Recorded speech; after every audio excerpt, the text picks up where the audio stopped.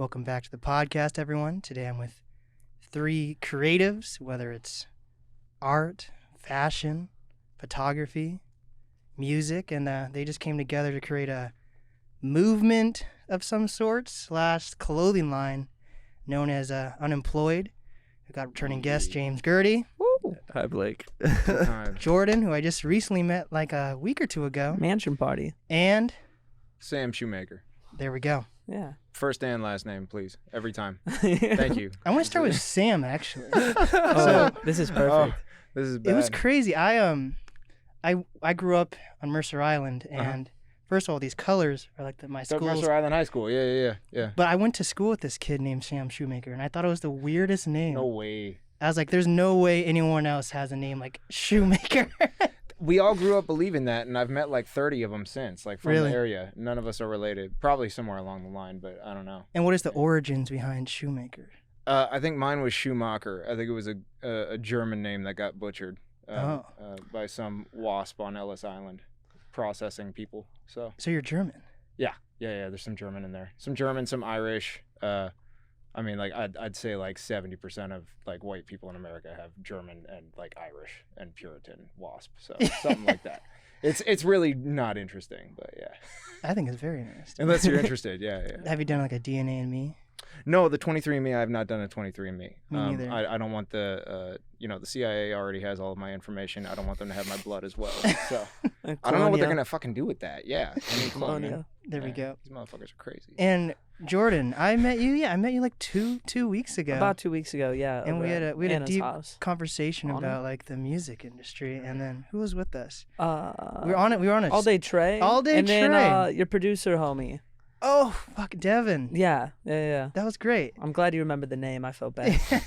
No worries. It's been He was a nice guy. it's weird seeing people again after, because I was home for like 5 months at the beginning of the pandemic, Yeah. and then I went out every once in a while over the past year, but it hasn't been until I'd say like late May when I went on my tour that I went back into like the world. Yeah. And it's weird to see things differently now and like reconnect with old people. Like, I'll be honest, I didn't remember Devin's name at first for a while too.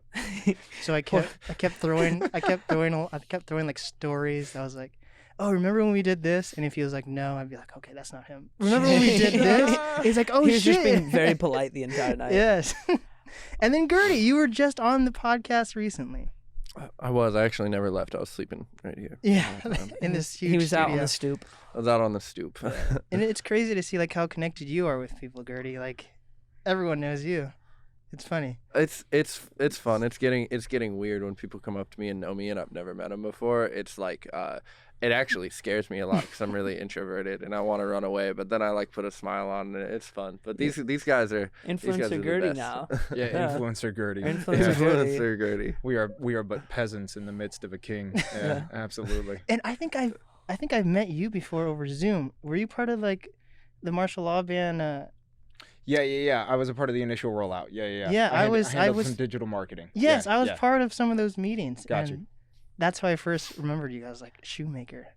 There can't be that many Sam Shoemakers. No, not too many. Yeah. So how do you guys all know each other? We met mostly through me. Okay. The great facilitator. Yeah, that's kind of my role. guy. Sam is an artist. I used to do promotion back in the day, and we were introduced through my friend Ryan, and then likewise probably with you too, Gerde. Yeah. I mean, we used to just run into each other at shows a lot and stuff, but Ryan really started bringing me around you. And then with Sam, I was a big fan of Sam I've been a big fan of Sam's music for years on years. So I've been sober for like 4 years now, and I saw bro was playing at like an AA hall like 3.5 years ago, and I was like, oh, weird, that's like really cool because I'm going through that right now and stuff. Wait, and there's concerts at AA he meetings? performed at an So AA I hall. got asked by the place where I got sober in 2013 if I would do like a show, and kicking and screaming after meditating about it, I was like, this one is for service, and so I did it. And it turned into a fundraiser, and I think we ended up raising like $1,500 for that hall, so that was cool. But yeah, and so he came out. No. The The story. I had no idea he was sober before that. The story of that is I didn't go. I just saw the Oh, flyer shit. and thought it Okay, was yeah. cool. But Nobi was main support on his headline at Columbia City That's Theater right, for 2 Grimy years ago, Gospel, yeah. and I was excited, and I ran up on him outside and was like, "Yo, like, really cool what you do," because I didn't know him and Nobi were friends, and then I heard the one song you guys have together, and I got excited, and so not like, impressed. Yeah. and then we didn't become friends until recently, but like that was how I like got introduced to Sam and stuff, was just at his headline. Okay. Yeah. So you've known Sam the longest then, Jordan. Yeah, definitely. We've been buddies, 5 years Like now? 6 years. Yeah, 6 years. Weird. Absolutely. Yeah, I remember when know. I first moved out I've, here. I've and watched started you doing grow music up, stuff. man. Yeah, It's no, amazing. it's wild. Yeah, it's my guy. Since I was like 20. Yeah, Yeah. I know you were a kid. Yeah. So what are the ages here? Man, you're gonna make me do it. Yeah, you have to. I'm 33. Okay. 25. Really? 26. I feel like Gerde would be the older one. That's Bro, everyone says. I just found out That's bro my was 25 like 2 favorite. weeks ago. That's my favorite. I thought he was my age. I was like, shit.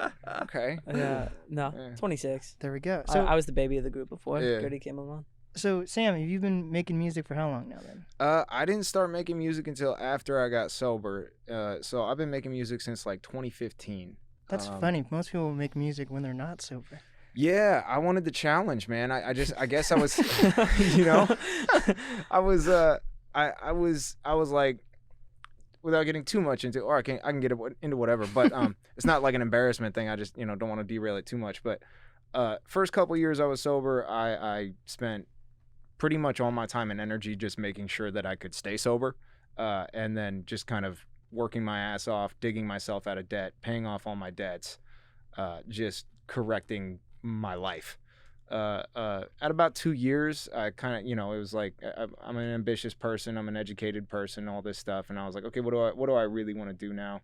I could always go back, get a master's degree, get a PhD, get a law degree, anything. Like, education is always on the table for me, and I was like, I want to be a fucking rapper.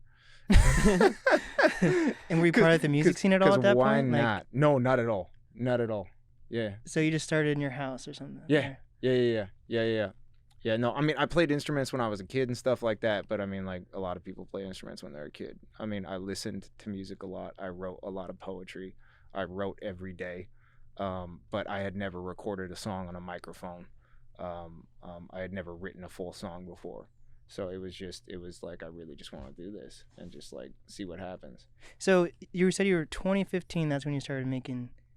Yeah. So Macklemore was already established. I Yeah. think that's when Sam LaChow was getting a lot of traction. Like, Yeah. did you see these other like white rappers in Seattle, or did you have no idea about the music scene at all, besides not actually being part of it? I knew of them, obviously.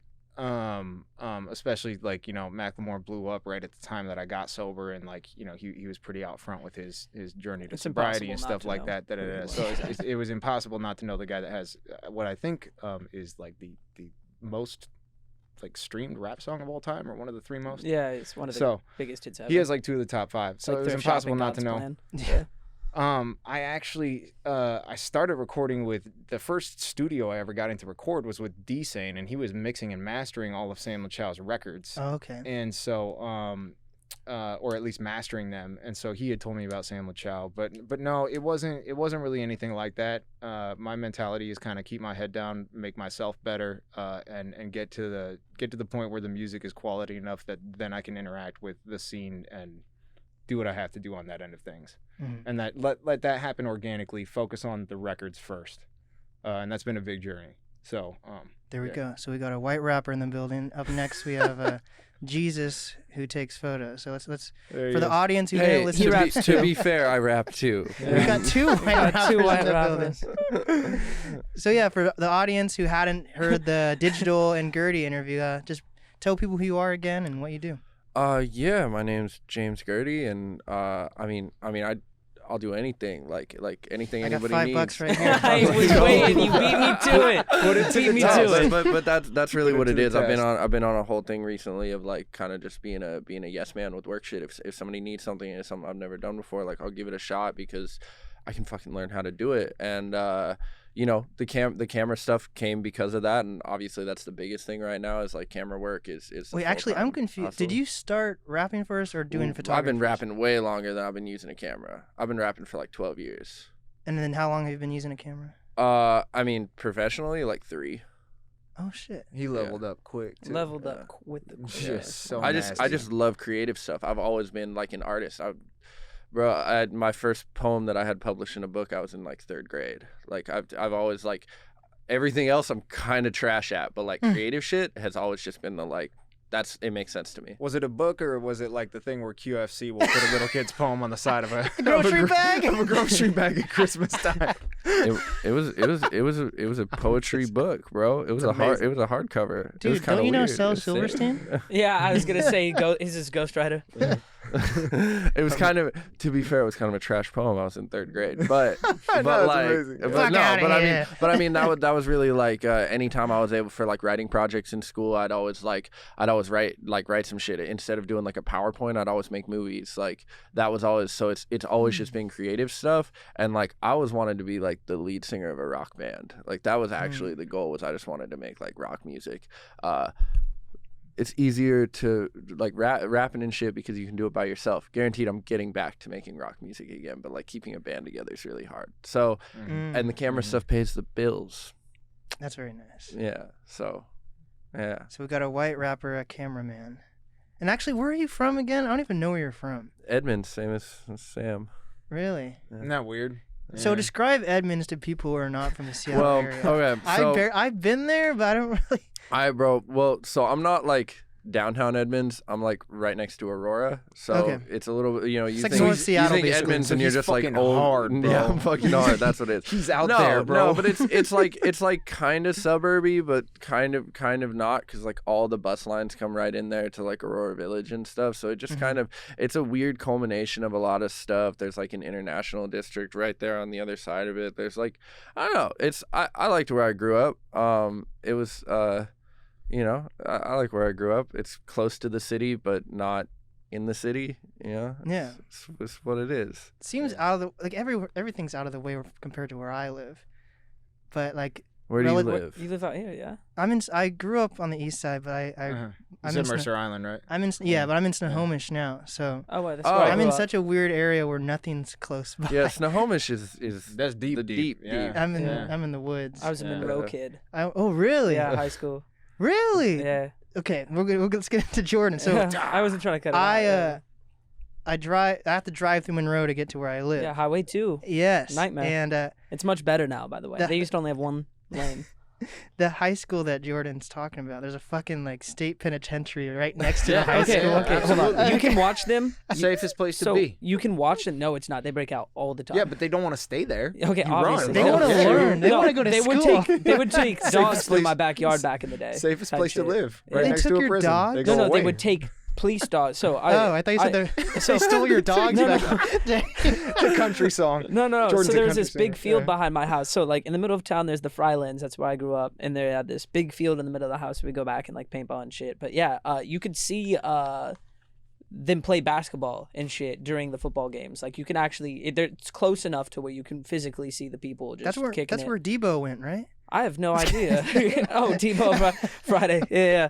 No, but every now and then somebody would break out, and a lot of them would hide in the field behind my Sure. house. So they would take like teams back there with like attack dogs and shit and find and people. And it happened maybe like 4 or 5 times while I went to high school. Like breakouts were pretty consistent over there. Like, bro, did you ever get to like chief in your backyard, or was it always just too scary? No, Like, no, it was fine. Like the Yeah. SWAT mic. No, so there's actually, they would play this big fucking siren and helicopters would cut. Like you knew when it was happening. Yeah. There'd usually be like a little phone alert or something at the bare minimum. But are there drills that the high school have to do? Like if Normal lockdown drills. Yeah. No one's ever, so like for them to actually get to the high school, it's kind of out of the way unless they go through like this big field with like fucking all the towers. where and they just shit. get sniped. Yeah, there would probably be a death sentence for sure. I mean, it's minimum security. Yeah. Monroe ain't it. Monroe's not bad. You said I seen. I've seen Monroe. I think Monroe's gonna build up though, honestly. So I thought that too. So I moved out of Monroe right when I turned 18, came out into Seattle. So that's been 8 years now. Yeah, 8 years. I'm good at math. Yeah, no, it's great. I had to think about that for a second. Weird. Yeah, I went back. You know, I go back every now and then to visit, but I never would really go into town. And I don't think it's gonna pop because since that 8 years I left, they've added a Walmart and a Carl's Jr. and that's about it. We could have had a bowling alley or a skate rink or like anything to like make us stand out, but like they're pretty dead set into being just kind of like a highway town, I feel. But I feel that They're a pass through to get over the From Highway mountains. 2, yeah, that's how Yeah. you get to the mountains. no, and but as shit. these like Amazon jobs and Microsoft jobs start building up more, Yeah, I Woodinville. disagree. people are Yeah. going to want to. Urban expansion. They're going to means buy up. They're everything going to buy grows. up the properties. No, and that's absolutely true. For my But mom's you look sake, at I hope. areas kind of surrounding there that are relatively close. You look at like what Woodinville's doing right Woodinville, now, and Mill Bothell, Creek. and fucking like they're doing. It's the big expansions and cheap land turning into like these housing developments in suburban areas that have quick access to the freeways to get into the city to get to these tech jobs. Like Monroe's not even trying right now. It'll Marysville hit is gonna Snohomish get a, first. Marysville's if not going to get a Marysville, yeah. Six Flags though. Really? Yeah, that's what I heard. Wild. They're going to beat out Federal Awesome. Way I got, easily. I got the city the planner Wild on Waves. DM. Yeah, you said- I got the plug. I got the plug for plug. city Yeah. planning in Monroe. I mean Marysville. Yeah. So tell us what you do. Oh, I do Jordan. all sorts of stuff. I do not rap. I'd like to get that out of the picture. I don't off the anymore. By bat. the way. Good. I Yeah. sing now, so Yeah, he just I need sings. to. Sam's yeah. music's taken leaps and strides last year. No, so I started off doing interviews, kind of like this, not nearly as clean and good on YouTube. When I first moved out here, because I didn't know anybody, so I was going to concerts all the time. That transitioned into me being a show promoter for like a good 5 years, and working with Numos a lot. And then that's when I met Mac, and they were who's slightly Mac flagrant. for Macintosh. So Macintosh is one of my best friends. He's goat. my big brother. One of the Yeah. latest artists in the Seattle He's area to incredible. get signed. Just signed. Yeah. And he was in this group called Slightly Flagrant with Tane Jr. So good. Yeah. Bar of soap. Yeah, no, it was incredible. So And they had this awesome project, and I ended up managing them for about a year or two until Macintosh went solo. And then up until maybe about a year ago, I did music management. And then I decided to walk away from that and get more into fashion and lifestyle event planning and stuff.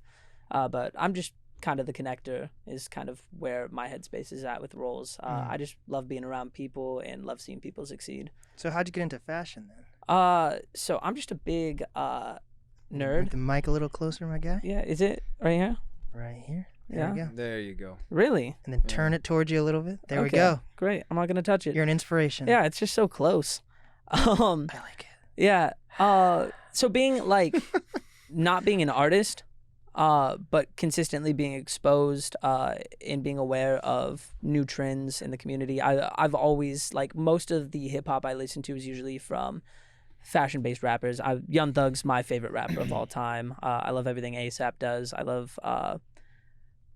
I just love when people are pushing looks to a new like genre and area, you know, and it's not doing music management. It just kind of made the next sense of how to still be involved in the community and still help out and be involved in events without it necessarily being I want to make music or I want to manage somebody and be involved. So you're more into like the Young Thug, like how do I explain this? New like, wave?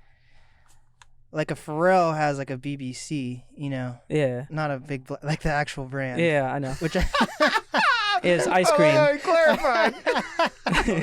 So are you into like rap brands or the fact there's like rappers like an A$AP Rocky who goes on like fashion runway walks? and things? So more of like a rapper like A$AP Rocky, and so for example, when Young Thug was dropping Jeffrey and he wore the dress, everyone was like, oh, and I was like, that is the hardest thing I've ever seen. You know, it's just like it gets people to react, and I guess that's where my headspace is at. Is be it with this or kind of events or anything we do, I just want whatever I'm involved in to elicit discussion.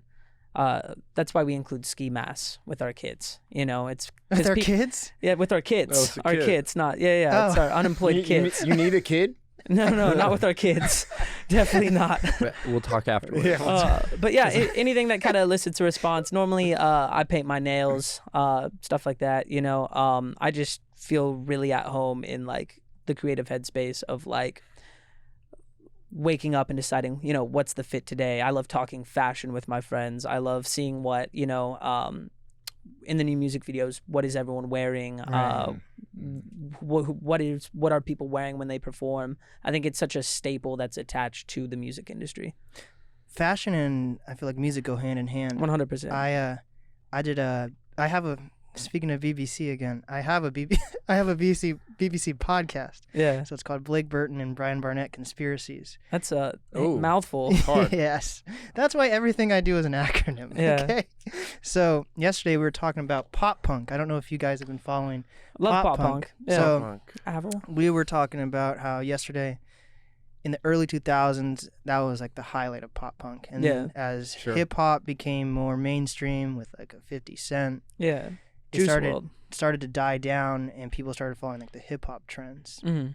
And now we're seeing like a reemergence of pop punk, like even from like an MGK making rock music. Mm-hmm. I feel like even, MGK makes pop punk. Yeah. It's directly. It is just Blink Definitely. 182. It's just Definitely. and we're gonna Machine start Gun we're Kelly. gonna start seeing this more transitioned because what me and Brian were talking about is how pop punk's more of like a rebellious sound, and with hip hop discussion. in the past few years, it's become more of a trendy thing, and you want to follow the trends versus. I kind of see where you're going with this. And with like COVID and everyone being upset with the pandemic and politics and all that, we're reaching a stage where people kind of want to be rebellious again. Mm-hmm. So have you noticed that with like the nail polish, and have you, like I'm seeing like the nail polish thing be kind of like a pop punk trend. So I think what really started that is obviously ASAP and Thugger were kind of pushing fashion in a certain direction. I think the black nail polish and nail polish coming back in is very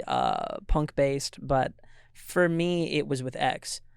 I think X really started bringing a lot of these things into the forefront, and I think I would base him more in punk, but he was obviously doing everything. I'm a massive The X fan. GOAT. Yeah, he's my favorite. And he had songs Um, with like that featured Blink 182. And, Yeah, like, he I was mean, it was 100%. and it all ties. I think everything. he started the major wave towards that sound, and I think Juice WRLD really picked up the ball and ran with it. Yeah. I think all of Juice WRLD's hits are just so centered in that pop punk, early 2000s, late 90s like era. And I think that's what a lot of artists are. I think we could attribute that to, Trippy and a lot of these cats.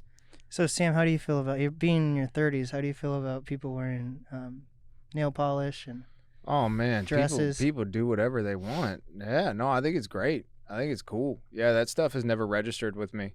Honestly, like things like fashion or trends or what people decide to wear is never the thing that ultimately it's not what I notice first. I mean, Unemployed was literally started because I called Jordan and I was like, bro, I need like some clothes for some new music videos. And we like thought that all the clothes that we were looking at were shit, so we just kind of started our own thing. But yeah, I don't care. People should do whatever they want. People can wear whatever they want. Doesn't bother me. So have you? It's not really something I have an opinion on. You know what I mean? Right. Yeah. Have you been a music guy though? Like starting in 2015, were you Sure. into like these different trends of like pop punk or hip hop, or like what were you listening to? Were you following the pop culture? No. Atmosphere. Yeah. I was gonna say no. My taste has really, really, really developed over the years. And I would say in 2015 when I started making music, my big influences were kind of the typical, I guess angsty white guy shit. Eminem, and yeah, Atmosphere, Tech Nine. all that kind of stuff. Yeah. The funny thing was and so that's kind of the music I started making and replicating. But the funny thing was like I never really actually like loved the sound that I made with that. So that started all these transitions into other things. Jordan was a big part of me, like a big part of pushing me into kind of new spaces in my listening habits. And so like now if it doesn't have like a melody, like I just don't really care about it. Right. And so now anybody that's executing melodic, kind of this fusion, right? This synthesis of everything that hip hop provided, which was like it leveled up the actual writing. That songs ultimately had to have to be interesting, in my opinion. But then like you had this new era of artists like start to just be melodic with it, and so that kind of fused pop and hip hop together in a way that I think has really actually been the engine of all these now new subgenres that come out, like pop punk and stuff like that. So yeah. I don't remember what the original question was, but that's just that's my brain vomit for now. So Wait, so what would your outlet have been if you had became sober like in the 90s and you were still like your same age? Like, would it have still been music? Because back then it was kind of harder to make music on your own unless you were a band or something. yeah, I don't know. I can't answer that because I'm the sum total of my experiences. So I didn't get sober in the 90s. I have no idea. Yeah, I really can't answer that. Intellectual pursuits have always been like my wheelhouse. That's where I'm most comfortable. I have a personal library that grows every week. Extremely into history, politics, economics, all that stuff. So I probably would have just dipped right back into that, and who knows, maybe one day that is where I'll end up. But I really like the music that I'm making right now, and I really believe in it. And for the first time, just like the people around me are so incredible. So it's just like, yeah, there's another few years of swinging it. So then who started the unemployment exactly? Was it it was Sam? Yeah, me and Sam were the first two. Okay. So I would take Sam shopping every now and then. We still do. Like thrift shopping or what? type of Yeah, we would shopping? hit thrift stores, and then I've got some great coats now. Yeah, we needed some shirts, so we're down Yeah. at the mall, and we were like, because we usually do the shopping right before he has a music video coming up, so we want to get him laced up with a few fits. And it started with we wanted something self-depreciating on it. We thought shirts with self-depreciating phrases would be hard, and then we realized that as we're going through lists, we're like, dude, we're both unemployed. Yeah. And we're like, that's hard, I will take full credit for the burgundy and off-white. We did a test so run much, with just the black and white lettering, but it looked like a security shirt. I still have it. Yeah, it's that's wear the it. first one. It's the OG. Yeah. We're gonna sign it all one day. Sell it for 100%. Perfect.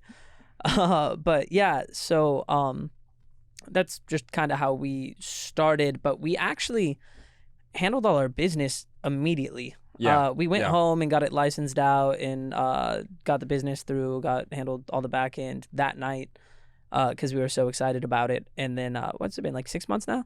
Yeah. Yeah, about 6 months. And then different layers of the team started getting added when we decided like what the vision was for it. And that's working with Gerde has been incredible. They called me 10 minutes after they figured this out. And we're like, we need a logo, They and said, this is what it needs to look and then like. we're sitting there going over it, and we're like working on it, and they're like, do you just want to like own part of it with us? Yeah, I grow said, with us. Yeah. I said, After like a week of the work he was doing, it was like So- it made It was sense. a wrap. James has a gift that I don't have with anybody else, and it's strictly a me and him relationship. He probably has this with other people, but it's special for me to where I can give him a vague description of what I want, and it just clicks, and he knows what I'm talking about, and it's just so it's awesome. I just like to make things, and I don't say no when people ask for stuff.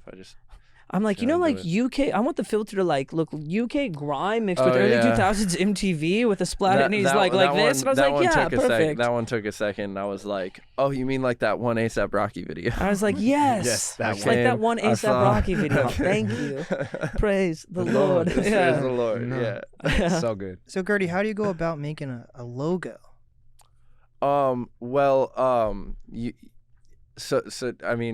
You open Photoshop. Okay. Well, you download Photoshop. That's the first thing. It's very literal. Open very binary. Photoshop. We can get You a open pamphlet. Photoshop. Yes, no. 1-0. So again, my whole thing's like creative stuff, and when it comes to like when I start playing around and thinking about stuff, it's what comes into my head. And actually, so the first logo that I came up with was I wanted to incorporate the like the guy from like the bathroom signs, but they said it was too skateboardy. It actually- and I was like, yeah, you're right, you're not wrong, but I thought it was cool. But no, so I We went pulled them through. I back.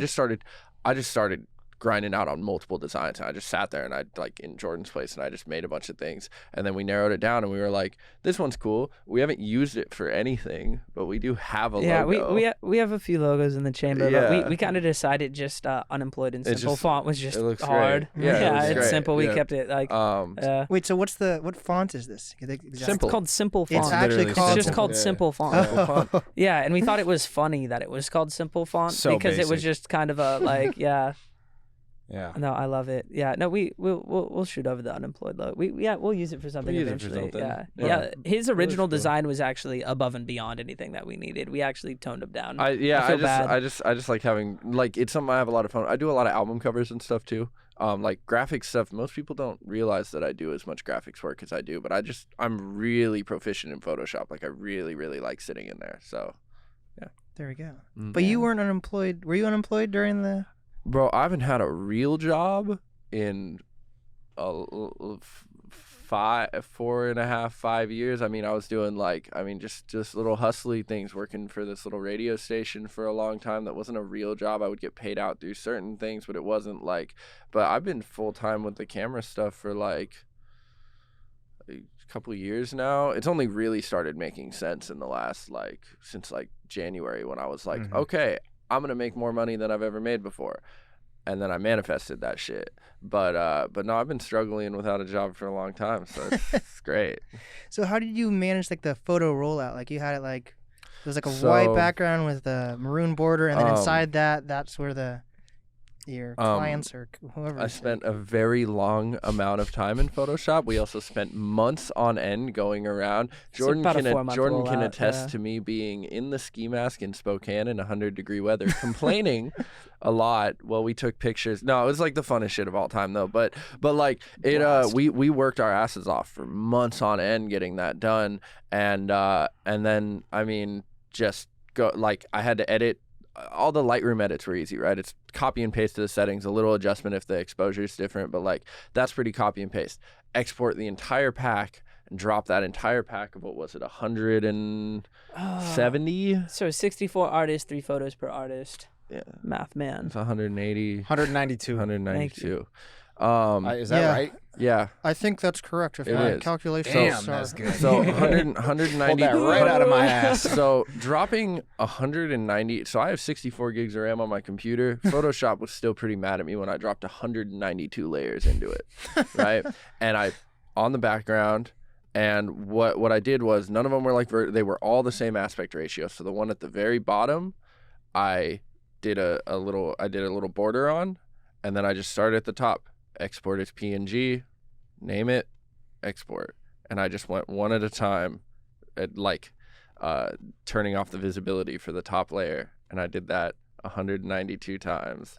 And that's it was all manually done. There's no workaround for that. I just had to do it. And at the end of it, I was like, why didn't you just do it individually? I guess that I did. He had to. That was the most organized way, because if they're all stacked, I can just export and then just close one of them. Export, close, and just go all the way down until I hit the bottom, and then I know that they're all done and I didn't miss anything. And the pictures we're talking about are on the Unemployment Instagram. Do you guys have a website yet? Yeah, stillunemployed.com. Stillunemployed.com. And I'm still unemployed is our handle. So it's I'm still and they unemployed. are all on there. Yeah, every single one of them. At Unemployed, it is taken by somebody who just has 0 posts and 0 followers, and God. I'm bummed I can't contact them. But, yeah. So go report them for us. Yeah. So what do you guys do when you guys have an actual job? What happens if you get a 9-to-5 job that somehow pays well? Is Unemployed now kind of more of a mindset, or? No. So Unemployed's always been more of a stand-in for self-employed. I haven't had a job in a grip either. We all kind of work in our own self-employed space pockets. Between all of us, Mac is out doing music. I usually do back-end artist management. I flip furniture a lot. Oh shit! I got. Yeah. Where is it? There's a. Yeah, it's an awesome chair. Yeah, I found a chair for free outside. I scope it all. Yeah. But it all comes from a really base hatred of just really hating your 9-to-5. So before this, I actually ran my own delivery company, pre-COVID. Okay. For corporate and residential, and so I don't think I've worked a normal job probably in 6 or 7 years. What was your normal job? I worked at a furniture store down at a Ballard Consignment. Okay. Yeah. So you have a love for furniture. No, I just have a history. It's just in the knows family. Yeah, I know a lot of it. It's not that I love it. We work with our hands. Yeah, well, I can look at any piece of furniture and give you a rough what you could flip it for. And then if you give me name brands, I'm like, oh, yeah, no. It's next to music, I know an absurd amount of furniture. How do you feel about Off-White making carpets? They're thousands of dollars just because they say Off-White on them. It's awesome. That's actually, I love when companies do that. I think it's great. Really? Yeah, I mean, well, because it's the brand. You're like, well, why are they doing that? And then you literally go, because they can. Because it's Off-White, Yeah, because it's Supreme. in reality, all of these things, like, is it really worth that more because it's off-white? And no, but it is because they say it is, and enough people in the world will buy into it, and that's okay. You don't have to buy it, you know? So how did you get into the music scene if you're from Monroe? My options were I stay in Monroe and work at Big Five or Fred Meyer's or something and go to school maybe, or I move out to Seattle. I moved in with my dad when I turned 18. So my parents had me when they were 15. I was a weekend kid out in Ballard when I wasn't out in Monroe. So I moved out here and I started going to concerts all the time because I didn't know anybody. I didn't have any friends out here.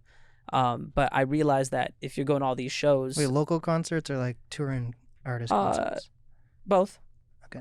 But I noticed a lot of the same people at all these shows. Seattle has a really tight-knit music community, and if you're into hip-hop, you know, if Redman comes to town, a lot of the same people are going to be at a normal Barboza show. You know what I mean? We love our music.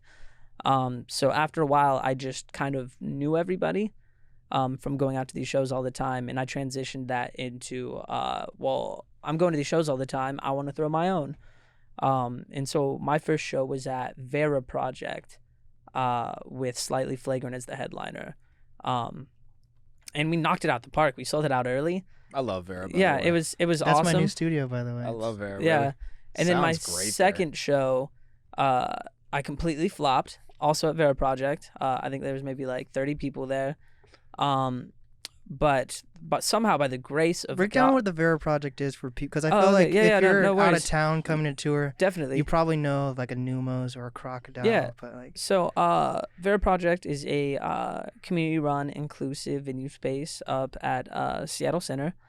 It fits 350 people, Something roughly. like that, yeah, yeah. 350 Yeah. people, pretty low cost. There's no bar, which is, you know, I was coming out at It's for the 18, kids. so yeah, it was the only venue I could really throw shows at. I mean, past a certain point, I was just like, fuck it, I'll throw bar shows. But I couldn't go to any of them. I had to just sit outside and collect my money and make sure I had a stage manager That's inside. crazy. Hard. Yeah, no, So it was sad. it was dope. But yeah, no, Vera Project's awesome. Love those guys. Always easy and great to work with. Mhm. The sound's actually not bad there compared to some other spots, which I won't name. At least the engineer I had was great. But Yeah, I've no, had it's good usually a experiences positive there. experience. Good Vera shows. Yeah, Um, yeah.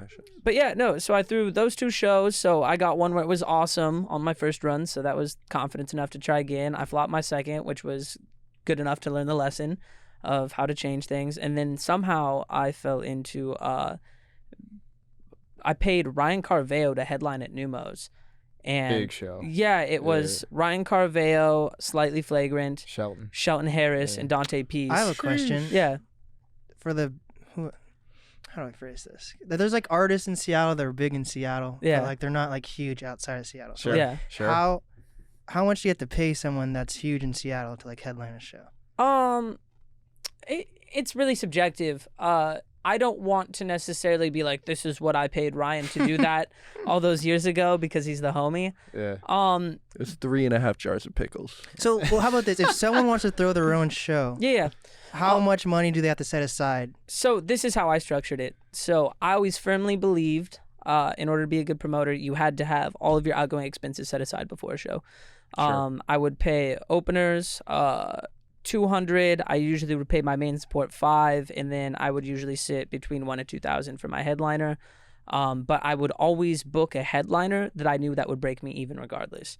So usually with my openers, I would bring somebody in new that had something to prove. So you know, if they really killed their performance and sold their tickets at the time, I would just put them on a list of people that I would bump up to the main support roles and stuff like that because I knew they were reliable. But each show expense, I would always put around like $3,000 to $4,000 aside. Then how do you make that money to even throw? So this is the thing, is a lot of luck. Usually I would make it back in pre-sales before, even after venue splits and stuff like that. I never really had to dip in to any back money. And that's a lesson I learned over time was I've never not had the money, but I've just had a really good show run to Yeah. where I've never really lost money on a show. Yeah. I think I lost like $100 on like Palmer Squares at Central Saloon one time, but that's just because we didn't get tickets to a week before. Mhm. But I've usually walked out with a pretty penny and make sure everyone got paid on most of my shows. I think out of like the 15 shows I've thrown, 11 of them have sold out and hit capacity. There we go. Yeah. So how many shows have you done, Sam? Sam's a monster with ticket pushing. He was a secret weapon back in the day. Yeah. So local shows, probably like 15. I did do a tour. I did a couple of tour runs. As a rapper? 3 years ago. Yeah. I feel like a lot of rappers in Seattle don't know how to do a tour. So how Yeah. did you do a tour as a rapper in Seattle? So I got linked up with some people that had some stuff popping, like kind of like Eastern Washington, Montana, Idaho, and people thought it would be a good fit because I'm a white rapper and they were white rappers and shit like that. Like So Montana run. yeah. So I did like a 7 stop, and it was weird. It was just kind of bubbling at the time. I mean, really, I kind of made these connections through Jordan and the other Jordan, and just they had some artists out there that were like popping, and like there are these, you know, towns in Montana across this giant ass state that actually have populations that will, like, you know, 200 or 300 people will come out to a show, you know, and they just kind of love it because you're coming through, and so I did like a brief run, like a 7 stop there. And then ended up meeting a guy who was headlining like a 45 stop, Huh. and across the entire country. Tech 9? No, it wasn't Tech 9. I really don't even want to say dude's name. So I ended up doing a tour on his bill as support from like. We went from like Seattle to Maine and back through the South, and I was on that. Of the 45 shows, I stayed for like 32 of them, and then I was like, there was a cost benefit analysis. It served its purpose. I wouldn't just bow out of anything because like it was hard or not even because like it, you know, certain like you know, shows. Some of the shows would really pop off. Some of them would be like, man, okay. It wasn't even that thing, man. It just it got to the point where the cost benefit was like, this has served its purpose, and I can kind of peacefully walk away from this, having learned a lot, having made a lot of fans, and some good connections, and yeah, I mean, really, that was what kind of beat the fear of live performing out of me, because it had to, and that was actually the main reason. So I don't want to sound like tropey or anything like that, but like. The reason I started doing music when I got sober was because it was going to be a challenge and because it was going to be like a total dream thing. You know what I mean? Like the main reason I went on this tour was, yes, to make fans, but I wanted to get over. I've always been a very strong performer, but it gave me so much anxiety and so much terror, and like I just never really got in a rhythm with it because it would be infrequent. And so I went on this tour to be like, what is it like to do 5 shows in 5 nights? You know, and then I came back and I did a headline at Columbia City like a few months after I got back, and frankly, it was the best show I've ever done, and it was really good, and it was joy. It was just pure joy. There was no anxiety, there was no nervousness about it. I had a blast. It rocked, and that was the last time I performed. And when was that? 2 years ago. Because it was because of COVID then. Or... Yeah, I would have ended up doing some stuff last year because of COVID, and then this last year almost exactly, I've been so redefining the sound. I've been offered some bills and I've turned them down because the records are in various stages of, you know, production and everything else. But the sound is now so different. It's so much more complete, and it's something that I could run with for the rest of my life. That it's just like I don't want to put a live show on deck until all of that is firmly developed. Makes sense. And ready to push hard. Yeah. So Gerde, what's the importance of Seattle artists connecting with Eastern Washington?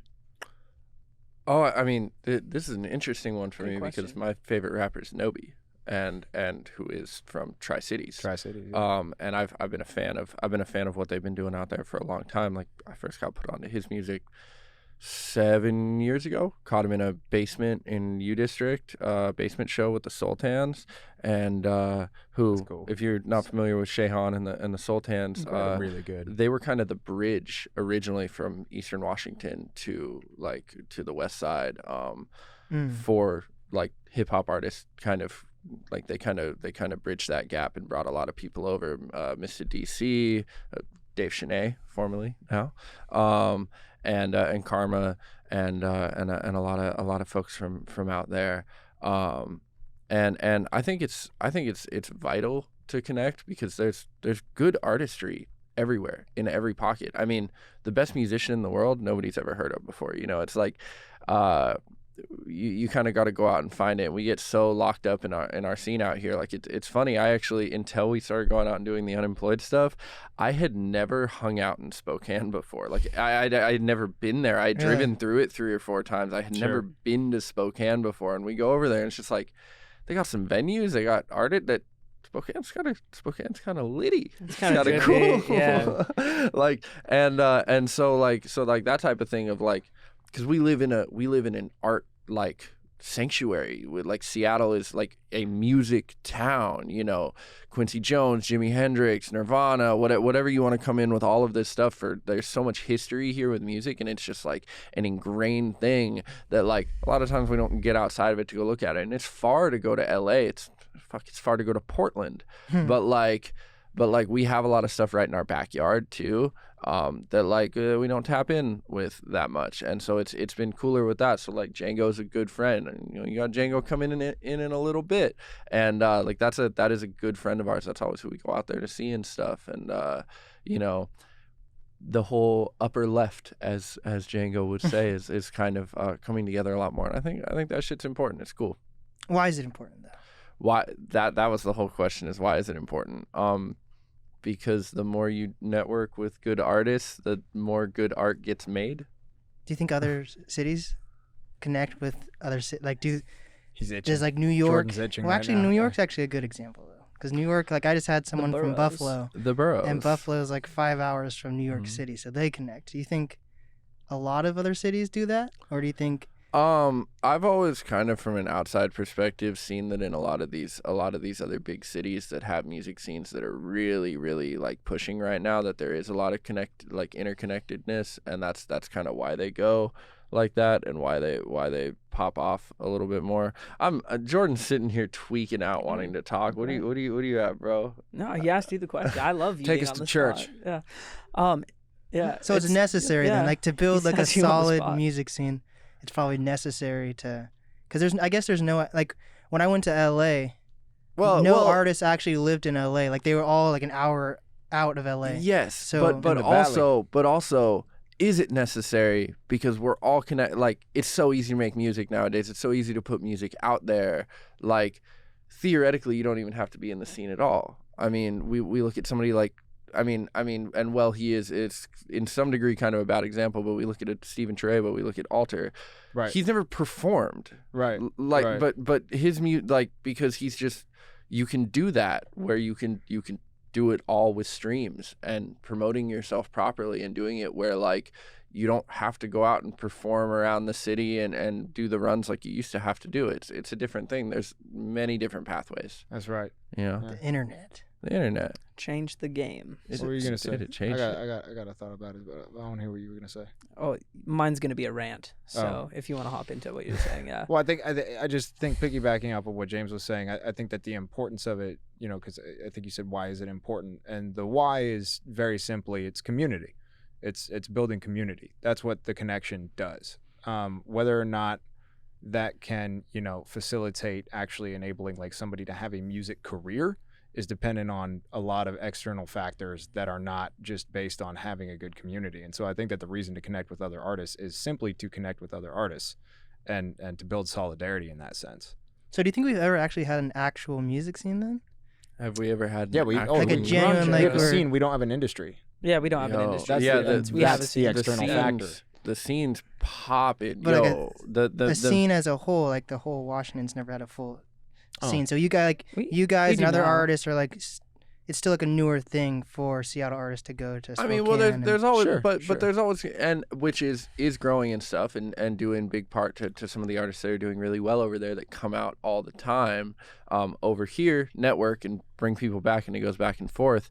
But there's always going to be pockets, regardless. Not everybody's always going to get along all the time. Like there's going to be pockets of like people making different types of music, people being into different types of things. So as much as I think it's a fantastical dream to bring everybody together and we're all this one big culmination. Like, it's the same as different genre. I mean, there's different genres in hip hop now. Mhm. Like everybody kind of clicks up a little bit, and that's okay. Just like respecting community building and going out to support, but like, but I don't think it's ever. I don't think even in these cities where like the industry is really big like that. I don't even think it's like that. You know, everybody for the most part, people kind of do their own things and create. So it's not who makes the scene then? Is it the industries or is it like the artists? Because like if you're an artist spending all your day trying to bridge that gap, how do you have time to perfect your music then if you're worried about the community? Great question. That is a great Killing question. If you I don't know, man. I think it's the other people in it, because as an artist, I never worry about trying to like build community anymore. Like for myself as an artist, like I connect with people because I think they're cool. Like it's kind of outside of that. My days of going up to people and being like, "Hey, man, I'm a rapper. I make rap music too. Remember how I just saw you on stage? Yeah, we should make music together." Like my days of that are Let's build. 8 years. Let's build. Let's work together. Yeah. Are like long over. But like I go out to stuff because I want to. I go out to stuff because I shoot a lot, and so shows and things. But anyway, you just talk to people because humans are social creatures and connections happen. It just kind of builds organically on its own. I don't think it's a forced thing, and I think that's why the scene's getting really good right now, is everybody's realizing that there's just some cool motherfuckers out here in the scene. I think a major part of that comes into, dude, you're 20, yeah? I remember when Young I was a man. kid in high school and I wanted to learn how to skateboard, and then there's like that group of kids that are like 2-3 years older than you, and like they're like, "Oh, you fucking suck at skateboarding." Like they're like, that doesn't really Yeah, exist yeah. anymore. Our new era of No. culture and how we all act is actually very supportive, and I It think is. that really stems from the fucking travesty that we just went through for the last 2 years. I think we are actually in an era of support and positivity. I think the music scene, for the most part, I mean, it's mostly people in a closer age group to us. And I mean, if we're talking about Seattle in general, I could go on all day about like, one, why community is important, but two, also how it has to do with the industry and kind of just how we're geographically located. Me and you talked about it at that party, how let's say I have a single that is Seattle big, right? It's really popping in town, and I am at a level to where I could sell out Numos out here, right? But let's say I live in Texas. Now I have fucking 6-7 cities that I can hit up that are all in relative close proximity, Sure. that are all that same size, that I can actually garner a consistent fan base Yeah. and bring through. I think our biggest fault out here isn't because I love Spokane. I think it's really important. Riker's one of my best friends. That's Django's manager for you at home. And I love the bridge being made right there. I think our biggest fault is not building a larger bridge and gap of community with Tacoma. I think that it's starting to happen, but if you were to be like, what's your favorite Tacoma venue? I couldn't tell you. I'd be Sure. like, everyone says Jazz Bones, I guess, or Sure. whatever. And I think that if anyone were going to put into the work and do that bridge gapping, that would probably be our best bet. But I mean, like he was saying, we have Bellingham, we have Spokane, and we have Tacoma, and then if we want to drive a bit farther, we have Portland, which I have a lot of homies down there, but that's kind of the gap you can hit. We don't really have anything popping as far as Idaho, Montana, everything to the right of us. That's dumb. To the east of us immediately. To the right. Well, I was thinking of it in like a map. But I'm if like, you're facing south Yeah, and looking up no, at the sky, it's definitely. to the left. That was so dumb. it's- But everything to the east of us is immediately considerably barren of Sure. having a hip hop music scene. Montana's trying to build what it can right now. Sure. Shout out to Connor. But I mean, what do we really have besides going further south? We have the coast, but the coast is a drive, and you have to have finances available. And we kind of are landlocked and stuck in this area unless you're doing larger social media presence things and kind of sticking in your own lane. So then what are your goals with Unemployment? Is it to connect people or is it just to be like a Unemployed new is brand that can compete with other No, it's definitely not that. So how I always looked at it, and we all have a different answer to this, so feel free to go around the room with it. For me, it's a way to connect without there being a. So I'm not an artist. I'm not a rapper. You know what I mean? But it allows me to sponsor shows now. It allows me to be part of different events. What does it mean to eras. sponsor a show? I hear people saying that, but I feel like you can be a sponsor and not have money to sponsor a show. Like, Yeah, it's like promotion. So, Well- for example, if somebody's coming to town, and I don't necessarily have a need to be like, I want this artist on the bill because I'm not doing music management anymore.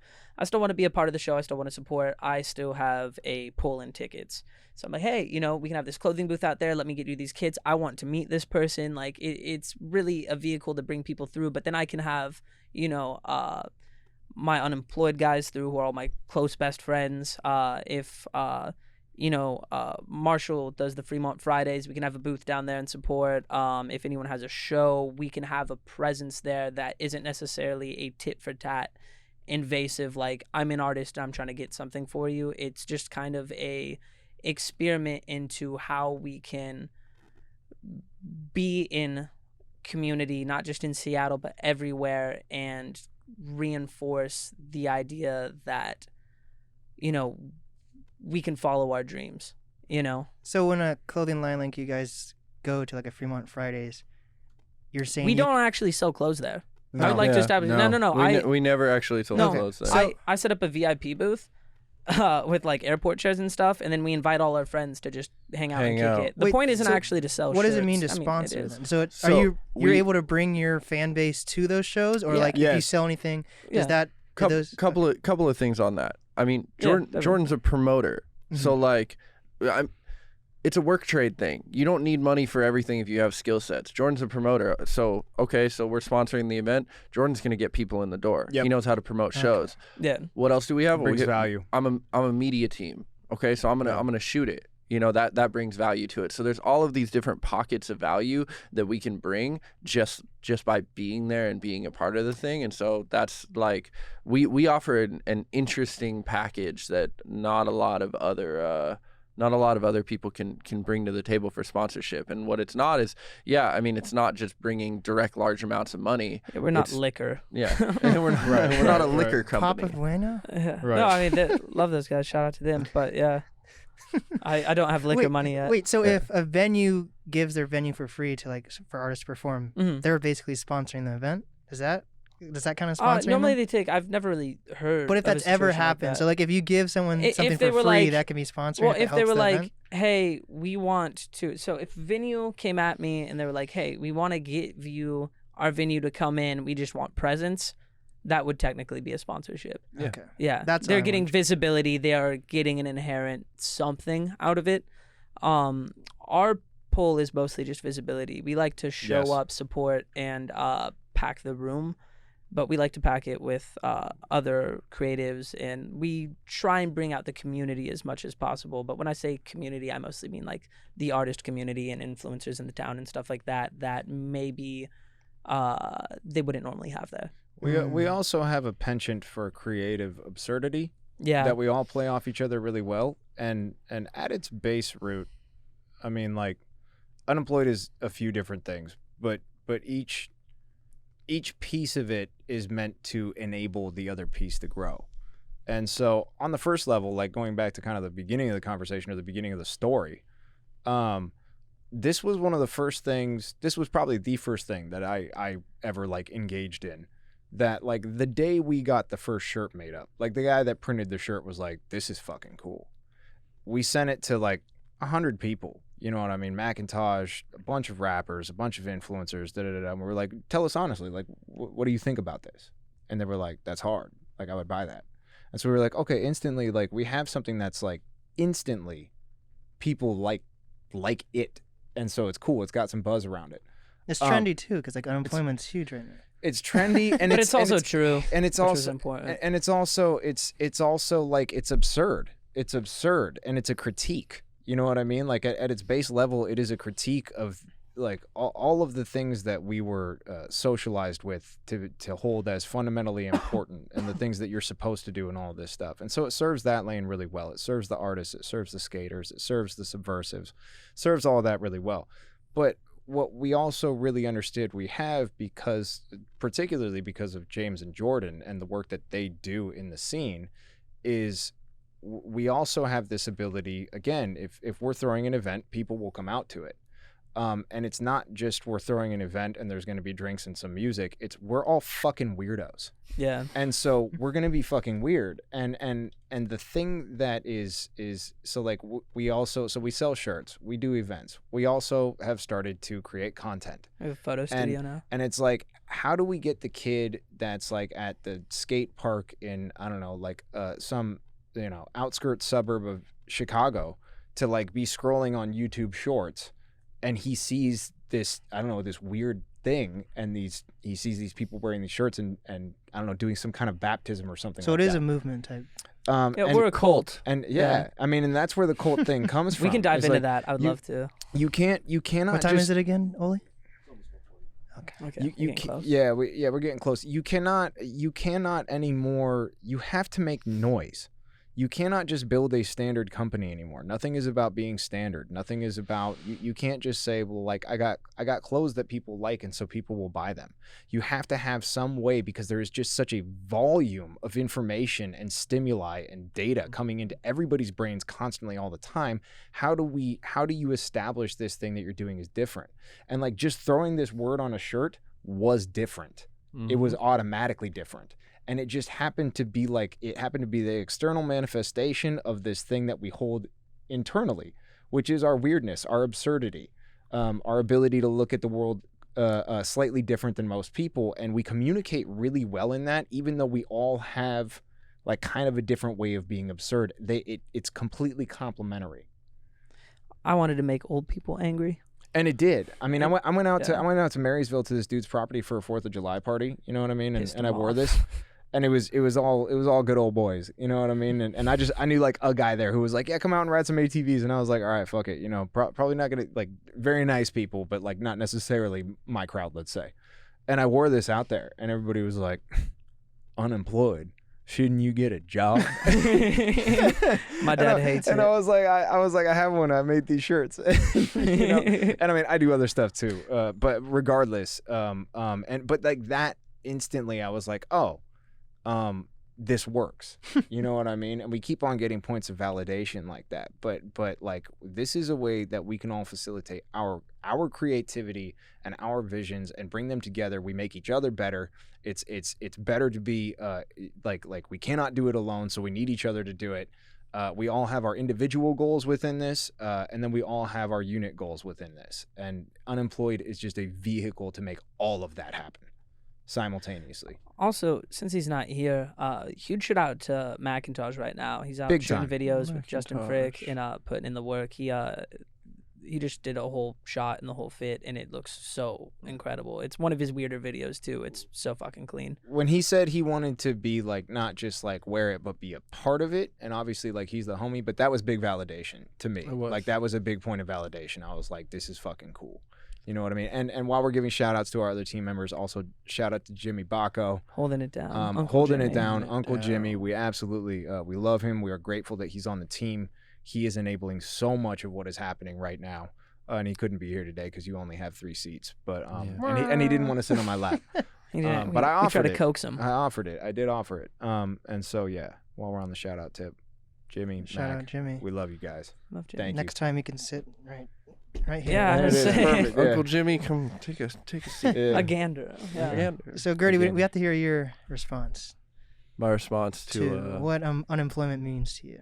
unemployed. Unemployed. Really my quick. bad. I wasn't gonna do it, but you just did it. I man. had to. It's not my hey, space. bro. Hey, bro. James is the rude one of the group. I'd like to establish. He's a I cutthroat. thought I was, but yeah. No, yeah. I'm a piece of shit. Really, that's what it is. No, what it is to me, like, so what unemployed really means to me is the no real jobs type of mantra. Like, I don't ever want to have a real job. I just want to do cool shit with my friends all the time that can pay my bills so that we can do cool shit forever.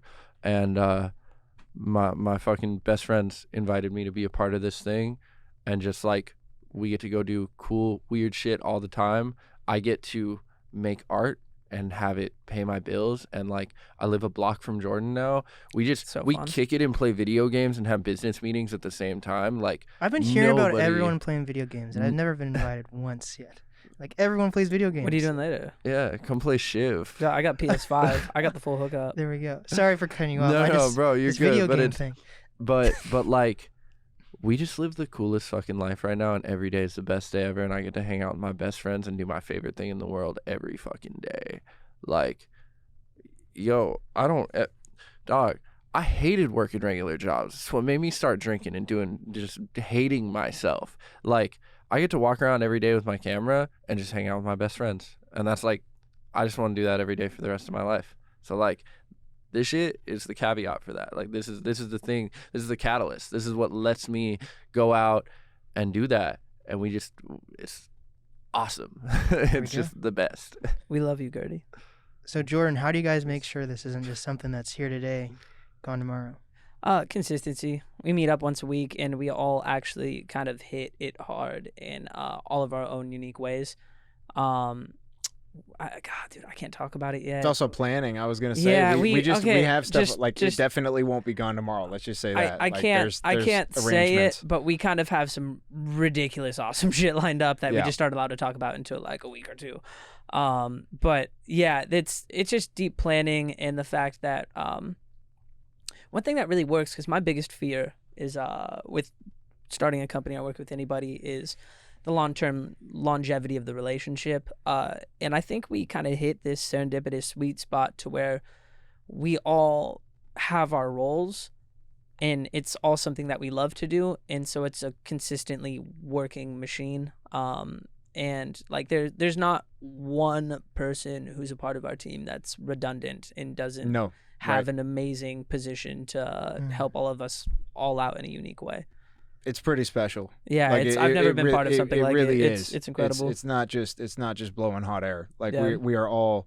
This is the first time, the only time I've ever been a part of anything where like everyone is so effective in their space. Not just willing, Incredibly so. not just willing and eager, but it's like we're all kind of heavy hitters in what we do, you know, and we can do it. So for example, Sam is our back-end guy. He handles all the website stuff, and he is just really dialed in handling advertisements and some shit that I would never want to sit down and learn all day. I know how to push the buttons. Yeah, he's really, really well. Like, He knows why I should push the buttons. yes, And exactly. that's what works perfectly. yeah, and then I'm a hammer. Gerde brings the vision alive. The vision. Yeah. Mac's Fun ideas are just incredible. Jimmy's ability to source and just handle things is So untouched. fucking resourceful. And Yeah. I gotta say, I'm embarrassed to say this, but without my team, I wouldn't be able to do what I do, which is networking and pushing it. Which every time James edits a photo, I'm like, thank you so much. You know, it's just really is this perfect running car. You know, I'm blessed. I wouldn't trade out my team for anything out here, and that's a big thing to say, considering I've seen a lot of teams over my years. You know, I feel that. Well, last question before we wrap it up. Why are you calling it a cult? So this kind of wraps back into the community question. It's something we want everyone to be a part of. I know that I've said a lot that for me, it's actually not about selling the shirts. Selling the shirt is the album that we released, but everything else is kind of building. Good way to put it. Yeah, the Donda release party. yeah, no, 100%. Everything else is Donda release party for sure. The template, yeah. But it's more of a reason to have it and less of the base means of why we're around. But wrapping it back into the cult question, we are really wanting and have kind of found a community through doing this and through our rollouts, and everyone has been so supportive and everyone has been in such a pocket that we just needed a cooler name for it, in my opinion. Everyone kind of has like the reason why it's a cult, but it really is about just building this artist and creative community and being able to support and be around it. And we just want everyone to be part of our cult. But we're not gonna like wake up one day. I have a shirt on now too, so I don't want to just wake up. No, one whatever day you're and, about to say, probably. Yeah. You don't Oh, even yeah. have to No, finish it. No. absolutely. We do some crazy weirdo shit. We haven't even really. I mean, everybody's so responsible in a certain kind of way that like we haven't really executed on our actual ideas for events and content yet, because we've made sure that the foundation is actually built. If the machine is built, then when you start doing this other stuff, then it can really move. But like we're gonna get fucking weird. Like the cult thing will make sense. But no Even Kool-Aid in a church. No, we Did should you do see our fashion show? Kool-Aid in Did a you see church our is the name fashion of. show? Did you see our fashion show? You didn't see our fashion You show? said it was 21 and up or something. No, but we But- I posted saw pictures. I saw some pictures. Yeah, so Yeah. we had everyone walk out. So, Father Stretch My Hand starts playing part one. Yeah, Sam walks out in a full Pope costume with In my Yeah. skivvies. yeah Skivvies, Pope Yeah, costume. holy and, water. Holy water, and he would yeah. walk out, and they were wearing these robes, and he would walk out and bless them. And after they bless them, they would drop their robe that says Unemployed spray painted on the back, all white robes. Present. And then each shirt was a different picture of me.